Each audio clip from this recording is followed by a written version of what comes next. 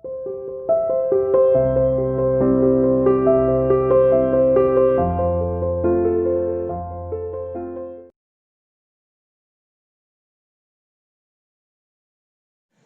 Again you are welcome बेटा। From trade to territory, कैसे अंग्रेज हमारे देश में they came to India as a trader and how they have establish their control over the territory of India, किस तरह से हमारे क्षेत्रों के ऊपर उन्होंने कब्जा कर लिया। ये आज चैप्टर को हम कंटिन्यूस आगे लेके चल रहे हैं।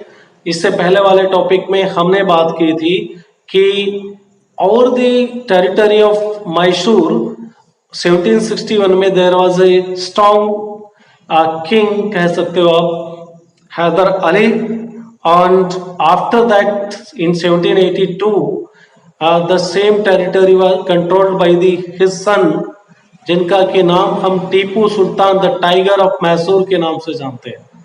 ये वो शासन पीरियड था जहां पर मैसूर के अंदर एक ताकतवर शासक वहां पर मौजूद थे और they fought with the British East India company, और अपने कार्यकाल में उन्होंने ब्रिटिशर्स को यहाँ पे एस्टेब्लिश नहीं होने दिया। बहादुरी के साथ में लड़े ब्रिटिशर्स के साथ में, चाहे हैदर अली की बात करें या फिर हम बात करें टीपू सुल्तान की। और जो मालाबार कोस्ट है वहां से ये British East India company Europe के कंट्रीज को एक्सपोर्ट करना चाहती थी, चाहे सैंडलवुड की बात करें या दूसरे मसाले की बात करें। बट टीपू सुल्तान ने वहां से ये सब कुछ होने नहीं दिया। वहां के अपने इंडिया के जो व्यापारी हैं उनको भी किसी तरह का भी कोई trade British East India company के साथ में करने से मना कर दिया। और इससे ब्रिटिश ईस्ट इंडिया कंपनी के जो ऑफिशियल्स थे नाराज हो गए और they called the Tipu Sultan and their father as arrogant, ठीक है ना, एरोगेंट बोला और ये एम्बिशियस है ऐसा बोला। ये हमने पहले वाले टॉपिक में कर लिया। अल्टीमेटली टीपू सुल्तान की भी लड़ाई के ड्यूरेशन में ही डेथ हो जाती है, यहां तक हो चुका था। लेकिन याद रखना चाहिए कि वो शासक बहादुरी के साथ में लड़े। नाउ अब क्या होने लगा है, the British East India company they have started their expansion into India. अब वो मराठा क्षेत्रों की तरफ बढ़ गए हैं। आज के टॉपिक में हम बात करेंगे पहले मैसूर एंड देन मैसूर आज का कर्नाटक वाला क्षेत्र, एंड दे फिर move forward to the Maratha territory. Maratha वो एक आज के जो महाराष्ट्र में देखते हो उसमें कुछ कम्युनिटीज की बात करें, चाहे गायकवाड़, होलकर, भोसले, सिंधिया, ये एक जन्म से ही मतलब ये शासक थे और युद्ध कौशल की नीति में काफी निपुण थे। अगर इनका पीछे का इतिहास उठा के देखे तो शिवाजी, ठीक है ना, छत्रपति शिवाजी से इनका इतिहास 16th सेंचुरी ऑनवर्ड्स स्टार्ट होता है। और एक कॉन्फेडरेसी के रूप में, ये एक अलायंस के रूप में छत्रपति शिवाजी ने जो एक अलायंस की नींव रखी थी उसके रूप में मिलकर काम करते थे। But over the period of time ये अलायंस कमजोर पड़ता गया और इसका ही फायदा ब्रिटिश ईस्ट इंडिया कंपनी ने उठाते हुए कैसे वो भारत का क्षेत्र जहां पर मराठा एक टाइम था जब वो देवर प्लानिंग टू कंट्रोल और rule over India by sitting at Delhi, ठीक है ना, दिल्ली पे बैठकर शासन करने की प्लान कर रहे थे। बट इन 1761 में there was a battle between the Marathas and the Afghan army. Afghan army was led by the Afghani सेना नायक जिसको कि हम अहमद शाह दुरानी के नाम से जानते हैं, and he was supported by our Indian kings, ठीक है ना। चाहे हम बात करें दोआब की, एक अफगान शासक की बात करें, या फिर दूसरे जो शासक हैं उन्होंने उनकी मदद की। इनके अंदर आप नाम ले सकते हो जैसे रोहिला है या फिर सुजादुद्दौला। सुजादुद्दौला मतलब वो अवध के नवाब थे, इन्होंने अफगान आर्मी की मदद की। यानी कि हमारे देश के शासकों ने हमारे मराठा शासकों के अगेंस्ट अफगान आर्मी की मदद की और फॉर दैट रीजन अफगान शासक क्या हमारे मराठास को हराने में सक्सेस हुए और उसके बाद में मराठा का जो एक सपना था कि दिल्ली के ऊपर शासन करने का, वो अपने आप में शैटर्ड हो गया, चकनाचूर हो गया। तो इसी के बारे में आगे बात करते हैं। मराठास कंटिन्यूअस लगातार 3 युद्ध उन्होंने, एंग्लो युद्ध जिनको एंग्लो मराठा युद्ध के नाम से जाना जाता है, ठीक है ना, ब्रिटिशर्स के साथ में लगातार 3 लड़ाइयां लड़ी है मराठों ने। और इन लड़ाइयों के अंदर अल्टीमेटली मराठों की हार होती है। और उसके बाद में south of the Vindhyachal, Vindhyachal जो पर्वत है उसके साउथ के पूरे इलाके के ऊपर कंट्रोल हो जाता है ब्रिटिश ईस्ट इंडिया कंपनी का।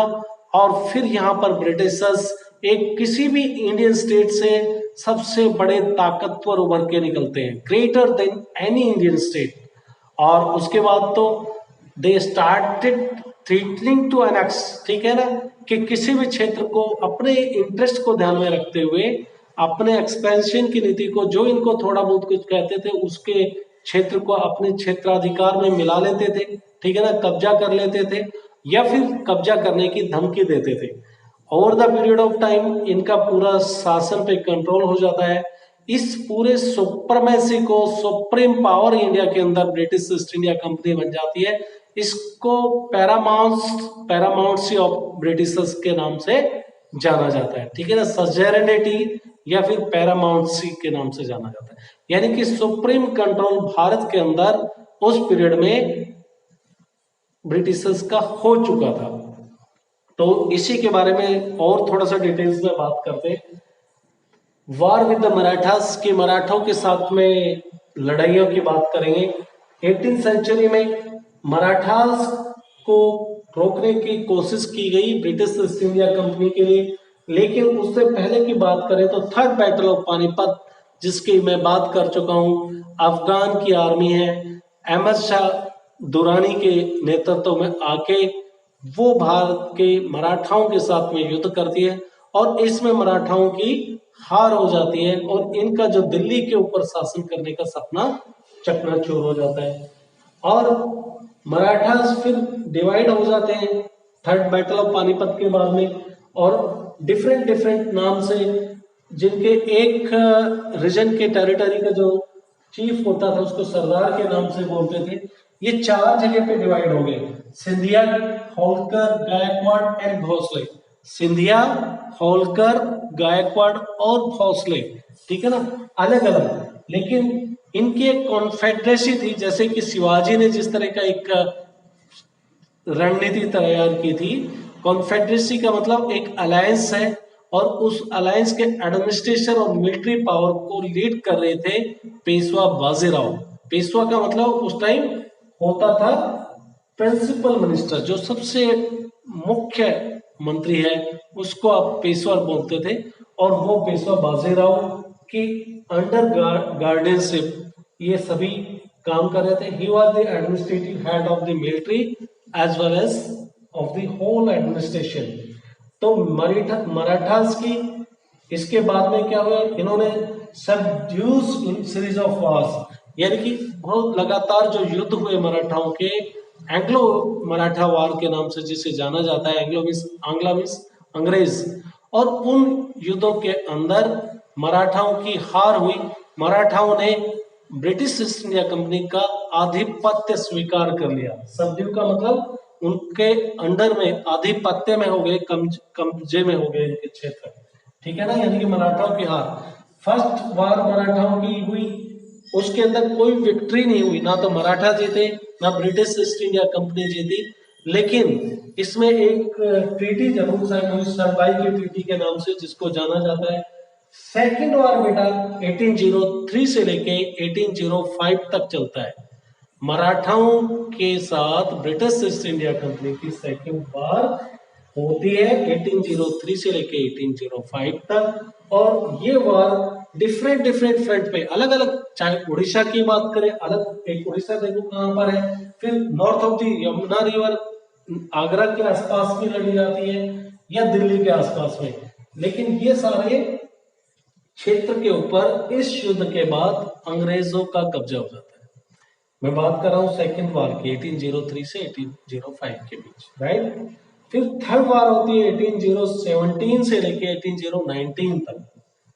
1817 से लेकर 1817 से लेके 1819 तक, ये तीसरी वार लगातार 2 साल तक चलती है, ठीक है ना। इसमें मराठास को कंप्लीटली क्रश कर देते हैं।